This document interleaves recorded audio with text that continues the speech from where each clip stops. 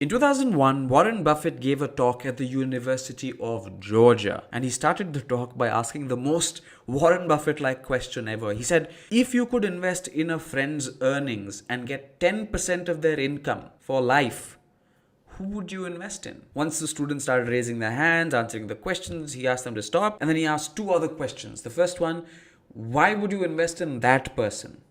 And the second one, what are the characteristic traits that they have that make you want to invest in them? And once people started answering, they had a list of traits that they wanted to adopt in their own life. Shortly after this, Buffett went on to ask, if you could short any of your friends' earnings, who would you pick and why? When he says short somebody's earnings, it means one of your friends does badly, you make money.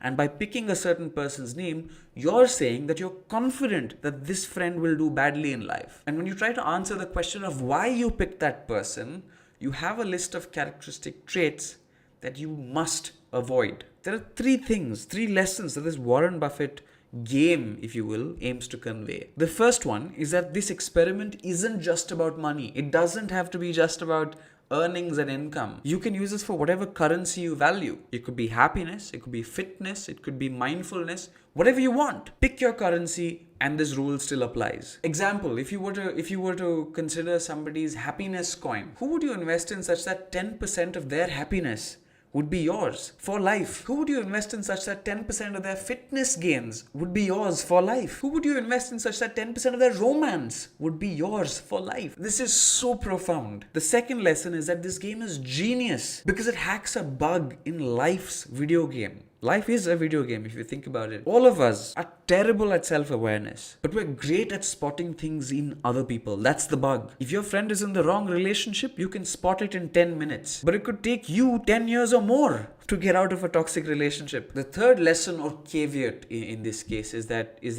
a nuanced argument. You're not talking about inheritance. It's only about merit. 10% of someone's income, 10% of someone's wealth. It's not generational wealth we're talking about. It's wealth earned from merit. So for example, 10% of someone's fitness cannot be because of their genetic gains, because of their genetic structure built up. It has to be because of the amount that they work out, the kind of discipline that they have in their life. It has to be because of your friend's behavior. I've been playing this game in so many permutations and combinations, thinking about so many of my friends, whom I would invest in and whom I would short. What are the traits that I'd like to adopt in my life? What are the traits that I would like to avoid at all costs? And I think you can also do the same, not just in your friend circles and personal relationships, but even work relationships. Think about the colleagues that you work with whose traits you want to embody, and think about those whose traits you want to avoid at all costs. The anti-goals. I have my list of goals and anti-goals, stuff that I want and stuff that I have to avoid at all costs. Build that list of your own. If you've come this far in the video and you're finding value in it, do consider subscribing to my channel and hitting like on this video because it's free for you, but it really helps me out. And if you're somebody who's new at work, who's changing jobs, or you've just started working in this expansive corporate industry and you're sort of lost, I've made a video about 8 things I would do if I was to start over my career from scratch. 8 things I would do in the first 30 days at a new job. I'm going to tag it at the end of this video, so do make sure to check it out.